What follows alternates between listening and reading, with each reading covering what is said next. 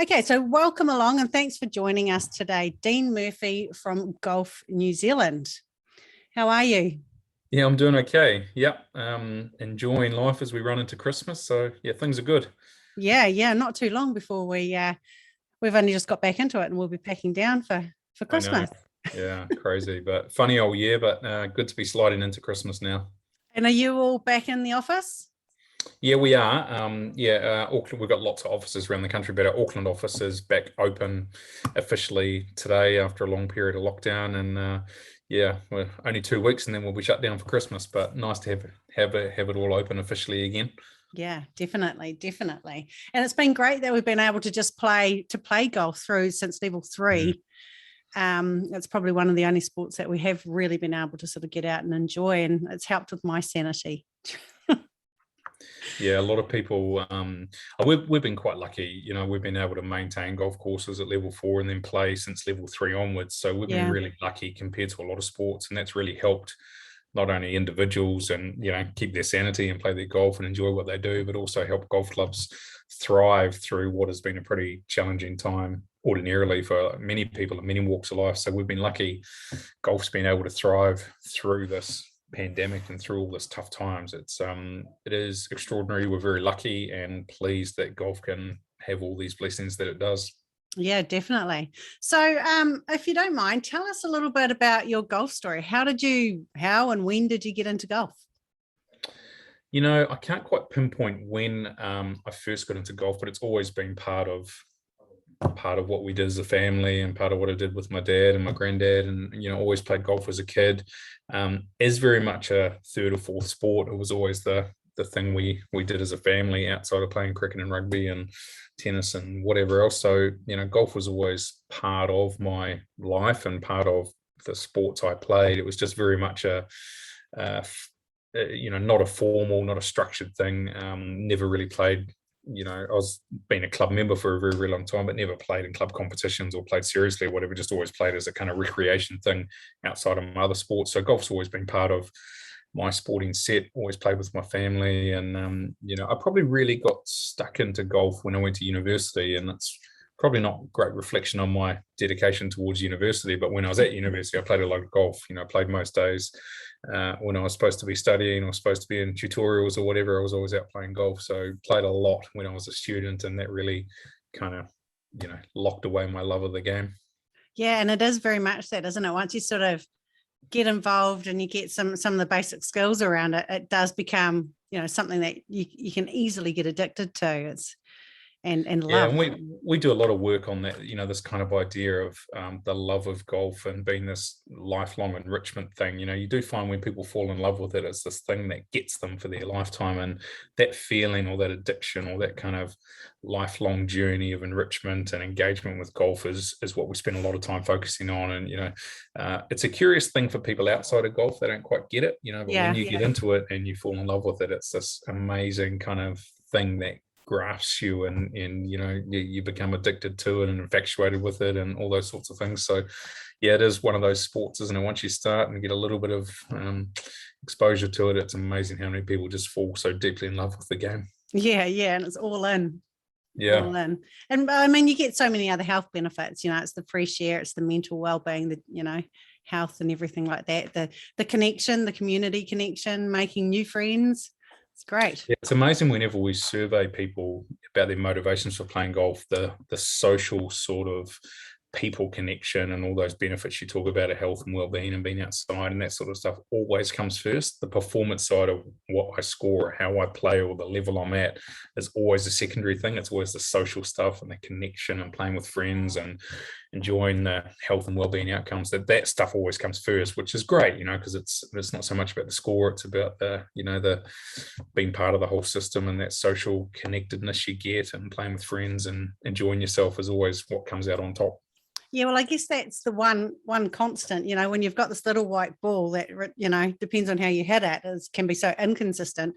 The benefits, you have to really remember the benefits sometimes. Yeah. Yeah, yeah, it is. I mean, people always like doing better and playing better, and everyone's always searching for, better shots or better holes or better scores or whatever. But in the end, it's about the social stuff that really gets people back into golf and makes them fall in love with it. So, yeah, we love that as the thing that anchors us, that golf enriches lives, and we're privileged in the company I work for to get to spend all day long doing that. Absolutely, absolutely, definitely. So, as a passionate golfer, you have achieved a hole in one. Is it just one? Yes is the short answer. I did put one in the hole in one at Lake Taupo and got one Oh, there, but wow. that doesn't really count. That's not really a golf course. So yeah, just one on the actual golf course. Yeah, so that was a hole in one on par 4, which is the sixth hole at Parapara Umu. Tell us about that amazing. How did that feel? What happened? Yeah, it's a long time ago now. 20 odd years ago now, but it's the only one I've ever got, and it was a nice one to do at that course, which is so important in the history of golf in New Zealand. And the kind of, a lot of people call it the spiritual home of golf in New Zealand, and for me it certainly feels like that. It's a wonderful course, wonderful environment, and it was kind of cool to do it there with a very good friend I worked with at the time, and it was great fun. Feels like a long time ago now, but I cling on to that as one moment of golfing brilliance, and the rest of it's fairly mediocre. But it is one of those things that at least you can say, yes, I've had a hole in one, and it takes a lifetime to get. Yeah, for many people it does. It's amazing how many people you talk to have never had one, or always searching for one. And yeah, I'm lucky I have that. I'd like another, but feels like a long way away at the moment. Do you actually get out at the moment very often playing? Oh, I hit quite a few balls. I don't play that often. I'm probably a 20, 25 game a year kind of person, but I'll play 3 or 4 in a week and then won't play for 2 or 3 months. So Right. I work in it and I live and breathe it, and I probably go to more golf clubs than anyone in New Zealand a year, but I'm usually the guy in the suit on the sidelines where everyone else is playing. But I do get to play quite often, and do enjoy it when I get out there. And you've got that amazing new driving range there at Remuera too, that you can sort of have a bit of a hit. And Yeah, I must get over there at some point. I tend to get stuck in the office and not out there, but they're doing really well. That driving range here at the Remuera Golf Club's outstanding, and a cool innovation at this club, which has traditionally been a fairly strong membership club, but driving range like that and what they do with the whole facility here, they now got, I think, 4 out of 5 people through the gate are non-members, which is such a cool way to bring a different energy to the club. And yeah, it's really cool what they've done there. Great. So you've been with Golf New Zealand since 2007. Tell us some of the major changes that you would have seen through, and what you've been able to implement, what you're really proud of. Yeah, it's a long time now, like 2007, Yeah, 14 years. Yeah, a long time. So, I mean, lots has changed. The kind of company we are now is so incredibly different to what we were there. I think we were 8 or 9 staff when I started, and we've got, I think, 48 at last count. So very different business. We do a load of different things than what we used to do, but fundamentally at the heart of it, it's still the same. It's a bunch of people here who live and breathe the game and try and do the very best for it. So, there's lots of things different, but at the end of it, it's very much the same. Our company, our job is to lead, to grow and support the game, and that hasn't changed. It's just the kind of things we get into is very different. Golf itself's changed quite a lot in that period of time. It's growing a lot and continues to grow, and we've seen a lot of cool things happen over the period of those 14 odd years. There's lots of new initiatives and programs, and the kind of development stuff we do now is just a world away from where it was a decade ago. So so much has changed and so much cool stuff's happened, but at the heart of it, it's still just a really core group of people who love golf and do their best every day for it. Yeah, and I spoke to Claire just recently, and she's a great addition with the growth and participation arena there too. So that was great. We've got so many exceptional people here and people that just do phenomenal work, and I'm always impressed and humbled by our people and what they do. An exceptional group of people who do exceptional work, and often being an NSO is reasonably difficult because everyone's got an opinion, and everyone would like to see different things, but the people we've got here are exceptional. They do great work, and it's no coincidence the game of golf is thriving so much given the amount of people we've got here who are world class at what they do and the great work they're doing. Nice. Awesome. So in 2018, you, and let me see if I get this, is that the CK Doig Leadership Award? Is that, I hope I said that right. So that was as awarded to a person in the sports sector who displays outstanding leadership in relation to their organisation. So tell us a bit more about that. Yeah, that was fun. Sport New Zealand have been doing that for, I don't know, maybe 10 years now. It's kind of, recognising someone in sport who has done good things. So that was great to get it. They have a wonderful awards evening, and it was fun to do that, and quite humbling to be, the people that have received that award are, absolute legends. So yeah, that was cool fun. But as with all those kind of awards, it was more probably a reflection of all the awesome people here that do tons of work, and I got to get an award for some of the cool stuff we've done. But yeah, that was fun. Feels like a long time ago now. Lots happened in those last 2 or 3 years, with all the stuff we're going through now and how fast time moves on. But that was really fun. Nice. Very humble there, Dean. But I mean, it is a team, it's a group, it's a team effort, right? If you've got great people, doing great stuff below you, then, or with you, it helps to achieve some of those results. Yeah, I think it, you look around at people and companies that do great things, it's very rarely 1 or 2 people, it's a group of exceptional people, and that's what we have here. Awesome. I love that. Very, very awesome. So just give me a bit of a breakdown on what the big picture and the vision for Golf New Zealand moving forward is. Well, being really simple about it, our whole job here is to enrich lives through golf. So, as we look forward, there's a few things that we're really interested in. We'd like more people participating in golf, and that's across all parts of the participant pathway, whether it be young people or women and girls or casual players or club members or people with disability or people who are disadvantaged. There's a lot of room for growth in golf. So, we, in order to impact people's lives, enrich people's lives through golf, we need to have more people playing. So, what's ahead for us in that space is trying to support clubs and facilities to be the best they can be and encourage more people to participate. There's lots that goes into that, and we'd like to see golf continue on this trajectory that we're heading on right now. But at the bare bones of it, our job is to enrich lives through golf. So for us, we get really focused on just a couple of small things, and one's increasing participation and one's supporting clubs and facilities. That's kind of where we anchor our business around. There's some exciting stuff happening in golf. The perception's changing, it's improving. There's way more facilities now being built, and lots of different types of facilities, and loads of different type of people coming into the game. New Zealand's population's increasing, lots of different people from different backgrounds getting engaged in the game. So there's some cool stuff on the horizon. But if we peel it right back, we care about increasing the number of people participating and supporting our clubs and facilities. That's kind of what's on the horizon for us, because that kind of anchors us to what's really important. Sure. And is it all like player participation? Is there it amazes me just at the moment about how much amazing work that the caretakers and supervisors do. Is there a role that Golf New Zealand looks after as in building careers for under that greenkeeper sort of supervisor role and caddy roles and things like that? Is that part of what you try to encourage as well? Yeah, it is. We work really closely with the Golf Course Superintendents Association. We have a sizable investment into the Sports Turf Institute to help the turf and agronomy side of the sector. So yeah, that's really important.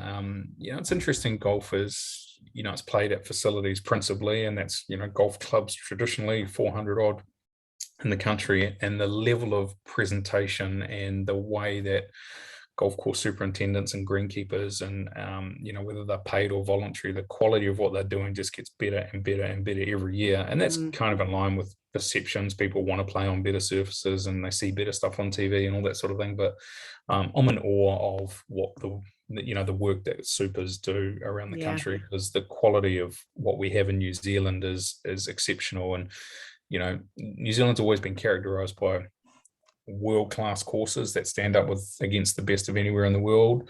A whole bunch of country courses, volunteer run courses, the kind of mountains to sea variety, and it's a huge diverse range of facilities we have, and the quality of which that our greenkeepers turn out their turf and is exceptional, given principally there's not a lot of resource goes into it. There's 200 clubs in New Zealand, I've got less than 200 members. There's a lot of volunteer run clubs out there, and particularly from the greenkeeping space, it's extraordinary what people do with hardly any resource.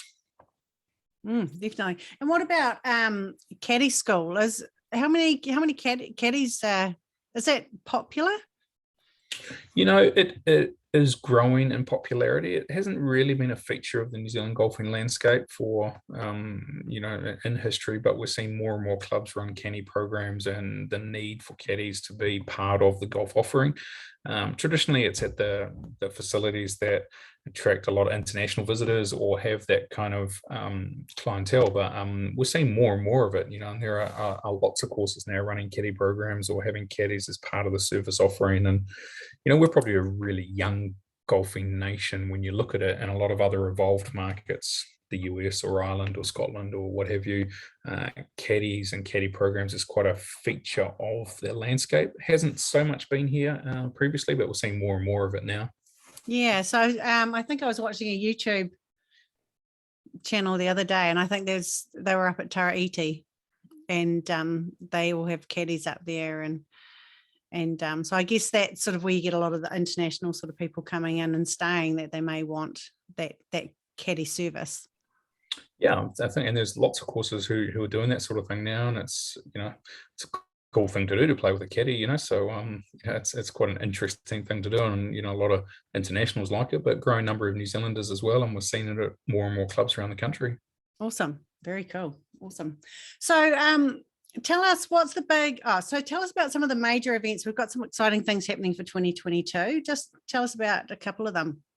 Well, hopefully we have a relatively normal year, knocking on wood. Hopefully we're able to have a normal full year of calendar of events, and there's some cool stuff coming around New Zealand Open in late March, the PGA Championship in April, 8 or 9 Charles Tour events throughout the year with Jenny and Holmes, and there's plenty of great tournaments scheduled. I guess the thing we're always watching now is what alert level are we at, what setting are we at, are we going to be able to have the borders open and get people in and out? But there's certainly a cool year planned. We're just hoping that we can be relatively back to normal and run all these events next year. So lots planned. Just need to make sure that we can do it safely and following all the rules and that sort of thing. But fingers crossed, it feels like things are relatively returning to normal from an event perspective. So we're hopeful, but a little bit apprehensive about the last couple of years we've had to cancel so much, but hopefully next year is much better. And I guess we just have to move forward confidently, really, don't we? And just hope that the borders do open and all those events can go ahead. Being confident is important. Just got to be realistic too. These things are very, very expensive to run, and you need to make sure you can pay the bills at the end of the day. And it's very difficult not being able to get international people in, or the commercial side of running tournaments is very challenging. So it's tough stuff, but hopefully with a bit of certainty and a bit of kind of consistency, we can have a bit of confidence that we can run all these events. But sadly, the environment we're in, you have to have your eyes open. Yeah, definitely. Definitely. All right, so let's just wrap up by telling me, what is your favorite golf course and why? Favorite golf course? It's tough question, because it changes all the time, and it depends on I heard a great a English chap that I know is a splendid gentleman who was asked this question once, and I heard him, his response said, well, depends if the game of golf includes lunch afterwards or not. So which I thought was a great response. Look, my favorite course changes all the time. I love so many courses in New Zealand. Paraparaumu Beach is a very fond place in my heart. I love Taraiti. I love the courses in Queenstown. I love my hometown course of the Manawatu Golf Club, and had a game at Fielding Golf Club recently and really enjoyed that. So I enjoy a lot of courses in New Zealand. I think Paraparaumu Beach or Taraiti would be right at the top of the tree for me. But if you ask me favorite course, I'd probably sit down and think about, where are we playing, what time of the year it is, what country are we in, who are we playing with. But as you know, anytime you get out on the golf course is great. And we're so lucky, and I'm so lucky to have played so many of the world's best courses. It's so cool that there is so much variety and so many cool things out there. But if you had to pin me down in New Zealand, it'd be Paraparaumu Beach or Taylor ET. Awesome. All right. And what about the favorite golf club in your bag? Favorite golf club? It's a really good question. I love. I had a game on Friday actually and hated just about every club in my bag, but I do really like my Scotty Cameron putter. I love my driver. I don't know. It always used to be my 7-iron. When I first started, I only ever hit a half set, 3, 5, 7, 9, and 7 I hit just about every shot when I was a kid. So I probably wouldn't go far past the 7-iron if it'd be my favorite club. Awesome. Okay. And what about your favorite golf ball? What do you play? I played the Titleist ball. I love the red number, so that's the one I play with at the moment. So love that particular ball. Sadly, I'm a 7 or 8 handicapper, so I wish I was better and it really had an impact on me, but I know the Titleist ball does great things for my game, so I enjoy that one. Nice. 7 and 8, that's pretty good. Frustrating. Good one day, terrible the next. Yeah, but that's every golfer, isn't it? Really. So what about your favorite golfer? I mean, that's probably pretty hard asking you. But yeah, who's your favorite golfer and why? I think, without question, if I was asked that, I would always say my favorite golfer is Lydia Ko, and I've had a great privilege of spending the last 14 years with her in our program, and as a good friend, and following her now and being closely connected to who she is and what she does around the world. So I think she comfortably would sit as my favorite golfer, not only for what she's achieved, only Kiwi to win 2 majors and ranked world number 1 and those sorts of things. She's exceptional talent and amazing results, but she's an amazing human too, and really inspirational in the way she goes about her life and what she does and the things she does and the manner she does it in. So she'd be top of the tree for me. So Bob Charles is not far behind. Exceptional gentleman, wonderful achievements, and continues to be just so passionate about the game, even well into his 80s. So there's a couple for you, but if I had to be pinned down and choose one, I'd choose Liz. Nice. Yeah, she is pretty awesome and inspiring. And what about your favorite quote? Favorite quote? Golly, that's a tough question. I have hundreds of them that I refer to all the time, but can't think of one at the moment. Yeah, I don't know if I can pin you down to one right now.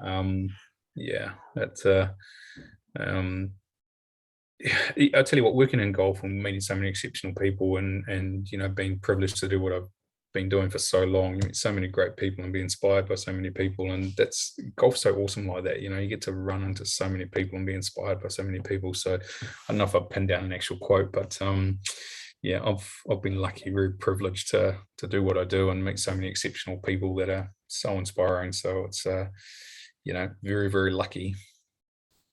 Nice. Awesome. All right. Well, that's all that I have for you today, Dean. I really appreciate you taking the time to sort of stop by. I know you're a busy man. Oh, no, it's always great to chat golf. You never need an excuse for that. It's always talk about that sort of stuff. Nice. All right. Well, look, Merry Christmas to you. And you stay safe and keep doing the amazing things that you're doing there at Golf New Zealand. Yeah, it's great to chat. Thanks for the opportunity. And good luck. Hope you get some good rounds in over Christmas. Yeah, definitely.